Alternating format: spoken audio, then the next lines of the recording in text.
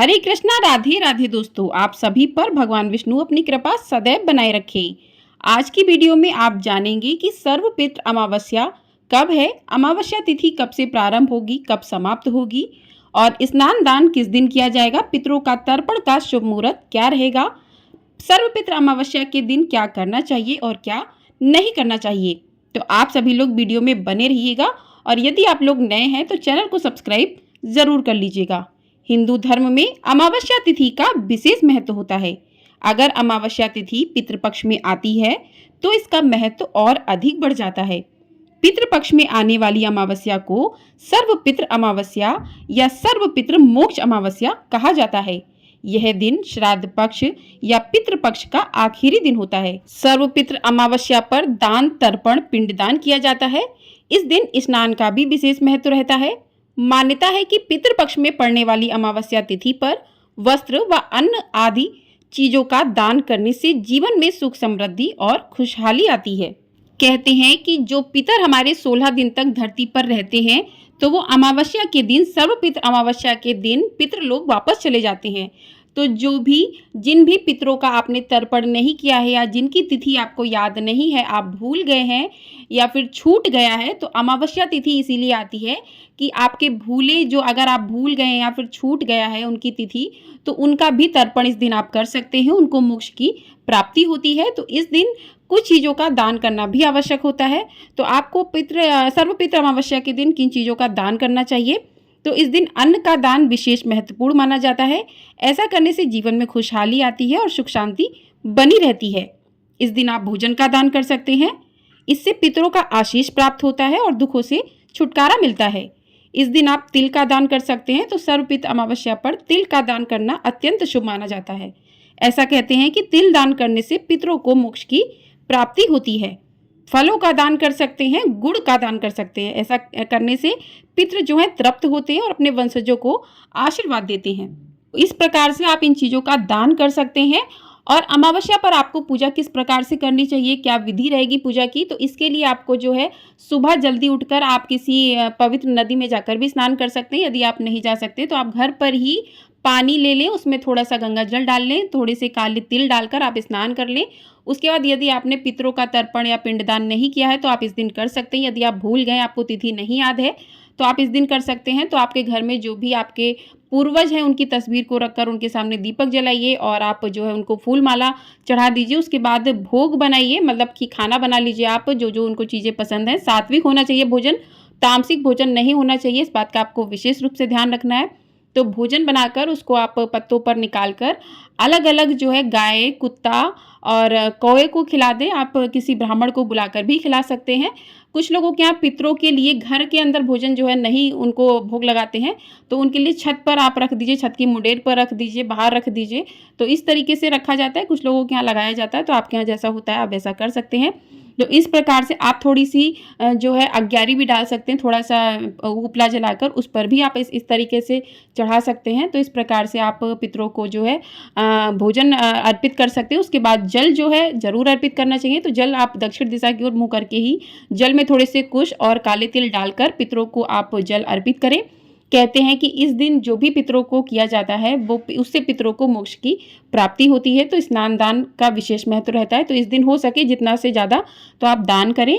आप जानते हैं कि अमावस्या के दिन क्या करना चाहिए और क्या नहीं करना चाहिए, कौन से ऐसे उपाय हैं जिनको अवश्य करना चाहिए। तो पहला है कि सर्वपितृ अमावस्या के दिन पितरों की पूजा में लाल या सफ़ेद रंग के तिल का प्रयोग नहीं करना चाहिए। पितरों के तर्पण व श्राद्ध कर्म में हमेशा काले तिल का ही प्रयोग करना चाहिए। आप जो भी भोजन जल उनको अर्पित करें उसमें काले तिल अवश्य डालें। यदि काले तिल नहीं डालते हैं तो वो कहते हैं कि वो पितर जो है भोजन अपना ग्रहण नहीं करते हैं।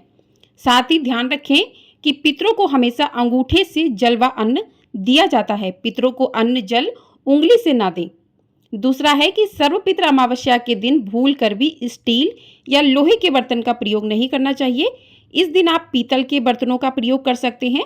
साथ ही आपको ध्यान रखना चाहिए कि पितरों को अर्पित किए जाने वाला भोजन ना तो भगवान को भोग लगाना चाहिए और ना ही उसको चखना चाहिए।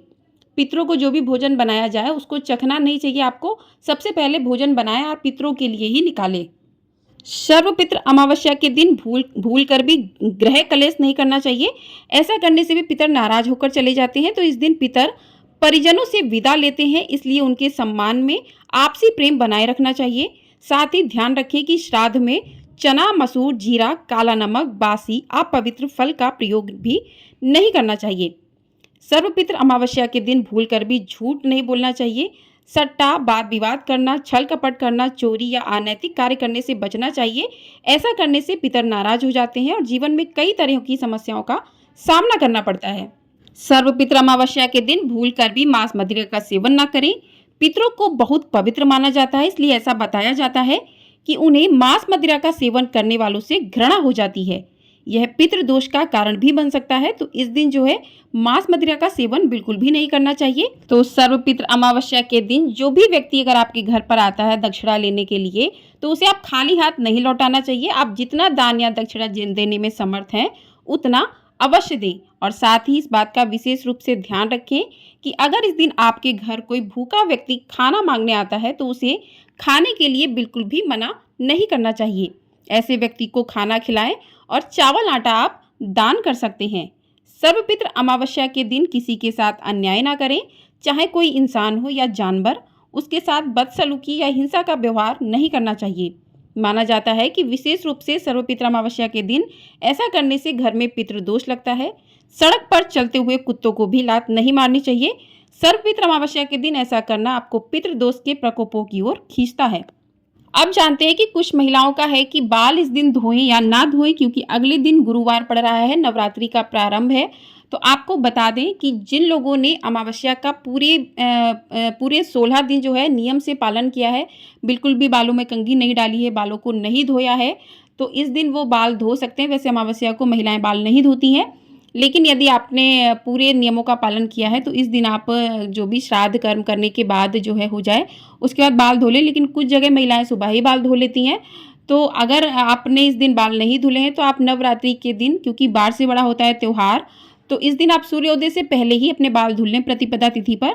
तो आप गुरुवार को भी बाल धुल सकते हैं। तो आप देख लीजिएगा कि आपके यहाँ जैसा बड़े बुजुर्ग कहते हैं तो आप वैसा कर सकते हैं। लेकिन सर्वपित्र अमावस्या के दिन जो है जिन्होंने नियमों का पूरा पालन किया है तो वो इस दिन धो सकते हैं। कुछ लोगों ने जितिया के समय पे लाल जो पीला सिंदूर लगा लिया था, बाल भी धुल लिए थे। तो ऐसा नहीं है कि एकदम नहीं धुलना है, आप लोग धुल सकते हैं। शाम को तिथि जो है समाप्त हो जाए, आप श्राद्ध कर्म कर लें, उसके बाद बाल धुल लें, घर की साफ सफाई कर लें। और नाखून इत्यादि है अगर बहुत बड़े हो गए, क्योंकि आजकल ऑफिस जाने वाले लोग रहते हैं तो इतने नियमों का पालन नहीं कर पाते हैं, तो अगले दिन से, क्योंकि नवरात्रि स्टार्ट हो रहे हैं, शुरू हो रहे हैं, तो इस वजह से जो है आप कर सकते हैं। और वैसा आप अपने घर में बड़ों से पूछ लीजिए, जैसा कहते हैं उस प्रकार से आप कर सकते हैं। अब बात करते हैं कि अमावस्या तिथि प्रारंभ कब से हो रही है। तो अमावस्या तिथि प्रारंभ होगी 1 अक्टूबर मंगलवार रात 9:39 से, यानी कि 1 अक्टूबर मंगलवार को ही अमावस्या तिथि प्रारंभ हो जाएगी, लेकिन रात्रि में 9:39 से। और अमावस्या तिथि समाप्त होगी 2 अक्टूबर बुधवार रात 12:18 पर, यानी कि 2 अक्टूबर की मध्य रात्रि में अमावस्या तिथि समाप्त हो जाएगी और प्रतिपदा तिथि प्रारंभ हो जाएगी। तो ऐसे में सर्वपित्र अमावस्या जो है साल 2024 में 2 अक्टूबर दिन बुधवार को है। इसी दिन व्रत किया जाएगा और स्नान दान भी किया जाएगा, और इसी दिन साल का दूसरा और अंतिम सूर्य ग्रहण भी पड़ेगा।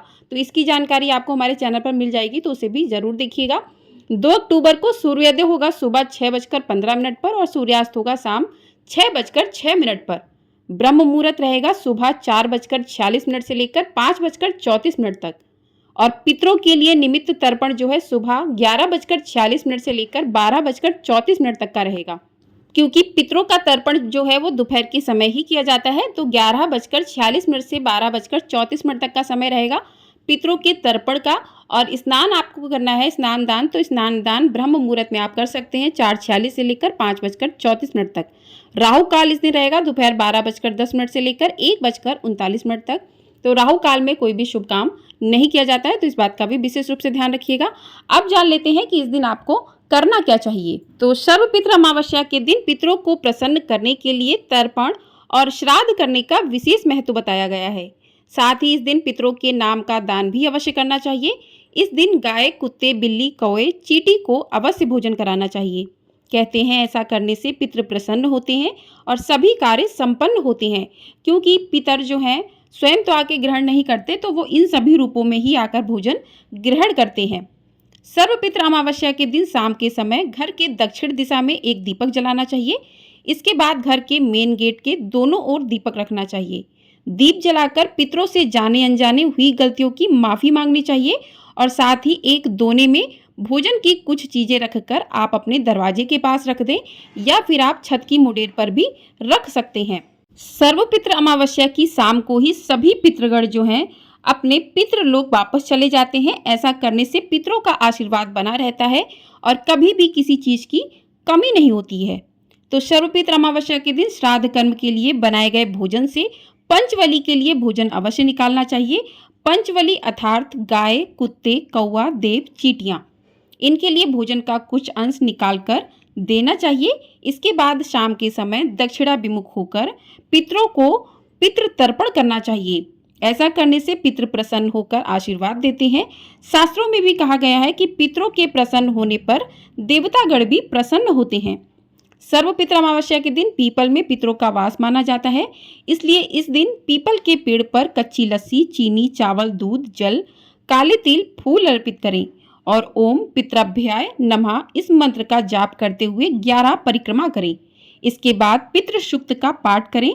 फिर शाम के समय पीपल पर दीपक जलाएं और काले तिल अर्पित करें। ऐसा करने से पितरों की कृपा से जीवन में सुख समृद्धि के मार्ग बनते हैं और पितरों की परिवार के सदस्यों पर कृपा बनी रहती है। तो जो भी आप दीपक प्रज्वलित करें उसमें काले तिल थोड़े से अवश्य डाल लें। सर्वपित्र अमावस्या के दिन चींटियों को शक्कर मिलाकर आटा डालें, गाय को हरा चारा खिलाएं, मछलियों को आटे की गोलियां खिलाएं। पितृपक्ष में पशु पक्षियों को अन्न जल देना बहुत ही ज्यादा फायदेमंद बताया गया है। इसके बाद शाम के समय अपनी क्षमता के अनुसार 2, 5, 16 दीपक जलाने चाहिए। ऐसा करने से घर में हमेशा खुशहाली शांति बनी रहती है और परिवार के सदस्यों की उन्नति होती है। सर्वपित्र अमावस्या के दिन तर्पण और श्राद्ध कर्म करने के बाद गरीब जरूरतमंद लोगों को भोजन अवश्य कराएं और अपनी सामर्थ्य के अनुसार पितरों के नाम का जो है दान अवश्य करें। ऐसा करने से पितर बेहद प्रसन्न होते हैं और अपने परिवारजनों की सारी समस्याओं को वो दूर करते हैं। इस उपाय से जो है आर्थिक तंगी भी दूर होती है। सर्वपित्र अमावस्या के दिन काल सर्प दोष से निवारण के लिए सुबह स्नान और ध्यान करने के बाद चांदी से निर्मित नाग नागिन की पूजा अर्चना करें।